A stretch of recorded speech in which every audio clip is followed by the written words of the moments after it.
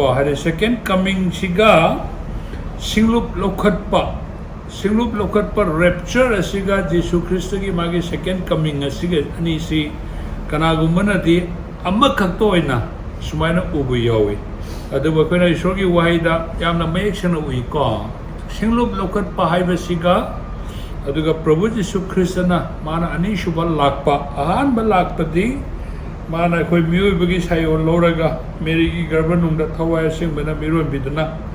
ishor ki achaba matam da mana lakpi gre ko koi dongta ma lebira me sibi gre siram tunda swarga da kagre adagi magi ani shubal lakpa ko ani shuba mok malem sida laga ai koi ga lomba naidana leminara gadaba haibadu ani shuba second coming ni aduna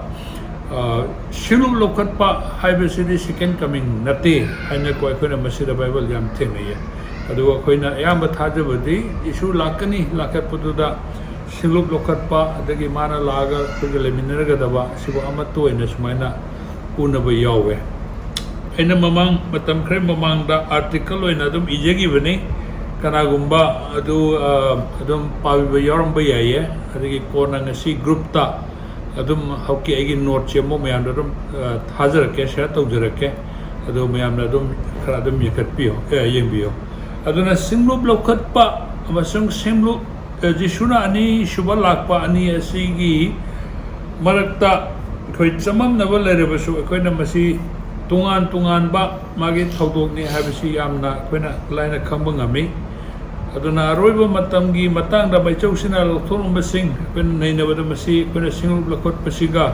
adagi jul lakpagi matang da khena basi am toina ubongami ko aduna singlup lokot pa haibasi jisuna singlupu malem dagi lokot pa haibani masi akoina Thessaloniki ahamba Thessaloniki sesing mari dagi wahi pareng taraga humdoi dagi taraga nipan phawba koina thengnai aduga ahanba Corinthian gi tara manga ki yankhai dagi na yankhai ga mari asida dum bakoi mayek sengna dum ui ko aduna masi mayam dum pathoga di matam du yam sangragani aduna I reference oina du pijabani aduna koi Prabhu Jesu Christ da thaduna sikraba sing ingatpa matam da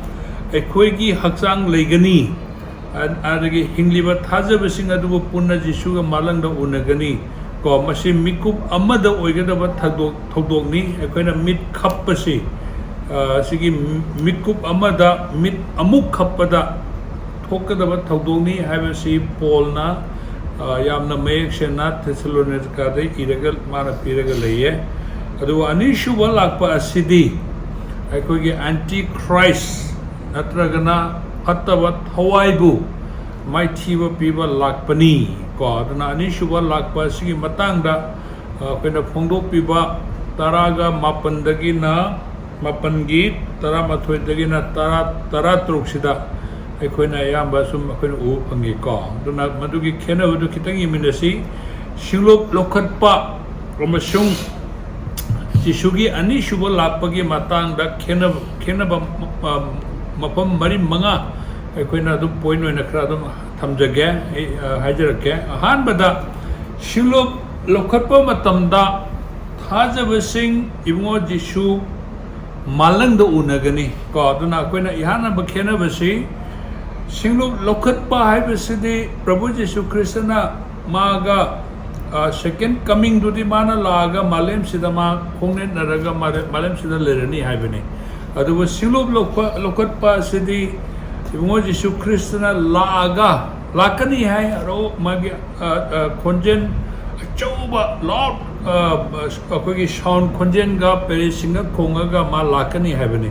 adi lakpa hari si Prabhu Jesu Krishna si akoi rakta dum lebiri ko aduna ma si akoi rakta sum lebiri ba magi singa Prabhu Jesu Ishwar gi yethang ba pamaga lei haibani aduga loinana akoi rakta suma leiri bani aduna mana atamna na mu lobo lakpa natana akoibu lobo lakpa sidi akoibu tap launa mana pukhat laga sakhi gadam ni hai ko aduna okay no te inge aduna akoibu ukhaki gadam ni hai aduna ngasai masi akoina Thessaloniki ngasa gi mari ga trate tu da khoi ni uya adramana loba labu matam da khu malang da khu unagani haibani ashiba sing aduna hana hingal lagani aduga hingaga leuriba thajaba sing asibu khoi mikup amada khoi si leiriba hoji leiriba khoi gi hakchang oiriba khoi asi mikup amada all laga khoi bu malang da प्रभु जीशु ख्रिस्त का मागा उनगनी है बने अरुणा जीशु ख्रिस्त ने लोकत पर लाखों में तब दमा सी मालेम दमा खूने न रोए मालेम दा अदुबो मालंग दा मा लागा मा ना कोई लोकत बने और रेप्चर है वो वही ऐसी सो अदुम कोई स्नैच है बने है एक तो सुम लेरम में लागा पूगी बा रेप्चर है बगी मैं मीनिंग चिको और लोकत पा कोई वो ताप पार का पुखत पा सुमाना तवगदो बने अदु अनिशुवा लाकपा मतमदि थाजबसिंग असि इबुंगो महाका लोइनरगा लाकनी हैबनि मालेमदा खेनबसि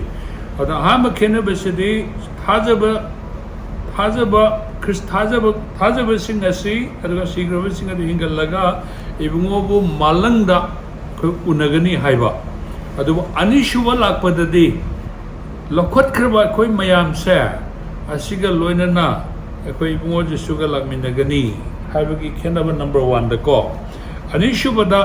अनिशुबा लाकपा असिदी अखोई चाहि तरेट की अवाबा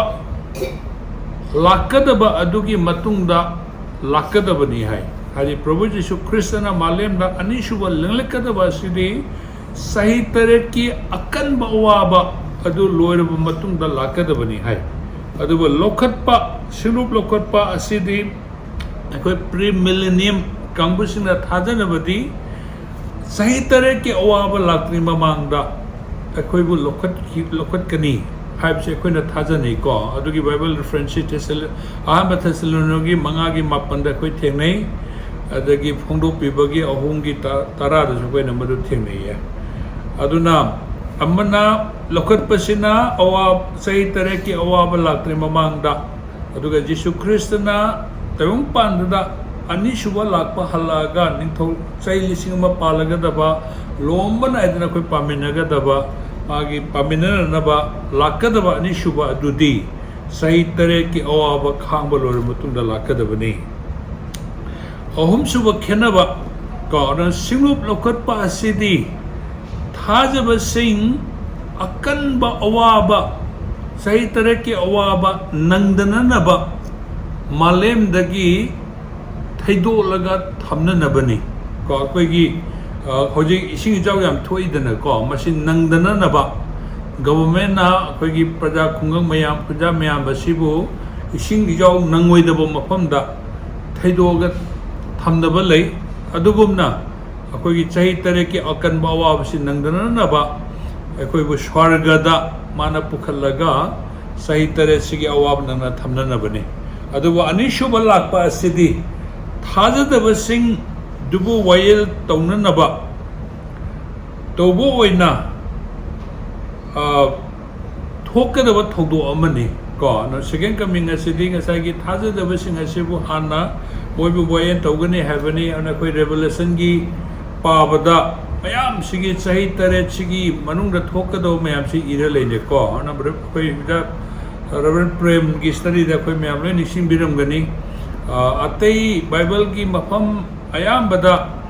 खुदम बना कोई पंदुप रेवलेशन की पंदुप अमदगिना तरुक फावबसिना कोई चर्च की को इंट्रोडक्शन होना चर्च की मतांगदा